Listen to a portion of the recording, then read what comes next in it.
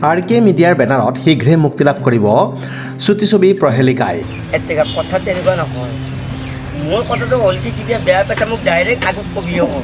RK মিডিয়াৰ বেনাৰত অতি শীঘ্ৰে মুক্তি লাভ কৰিব প্ৰহেলিকা নামৰ এখন ব্যতিক্ৰমী বাস্তৱধৰ্মী চুটি ছবিয়ে। বিশিষ্ট অভিনেতা অশ্বিনী ডেকাৰ পৰিচালনা তথা ভাৰ্গৱ ডেকাৰ কাহিনীৰে প্ৰহেলিকাই দৰ্শক ৰাইজৰ মাজত বিশেষ সঁহাৰি লাভ কৰিব পাৰিব বুলি আশা কৰিছে অভিনেতা ৰন্দীপ পাটোৱাৰীয়ে। উদীয়মান যুৱ ব্যৱসায়ী পৱন ডেকাৰ প্ৰযোজনাত অতি শীঘ্ৰে প্ৰহেলিকাই আনুষ্ঠানিকভাৱে মুক্তি লাভ কৰিব।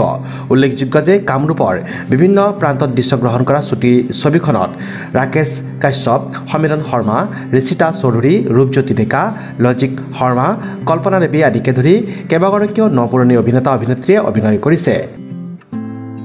জনাবলৈ পাই সুখী হৈছোঁ যে RK মিডিয়াৰ আধাৰত অতি সোনকালে মোৰ পৰিচালনাত আহি আছে প্ৰহেলিকা নামৰ এখন চুটি ছবি, য'ত বিভিন্ন নতুন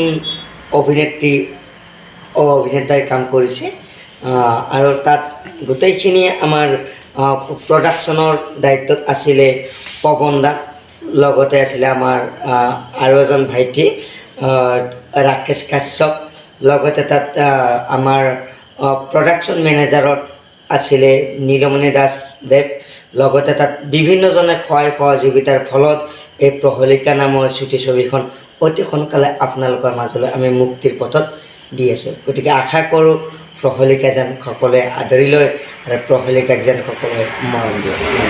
বাইহাটা চাৰিআলিৰ পৰা সৌৰভ দাসৰ ৰিপৰ্ট, নিউজ এক্সপ্ৰেছ, অসম।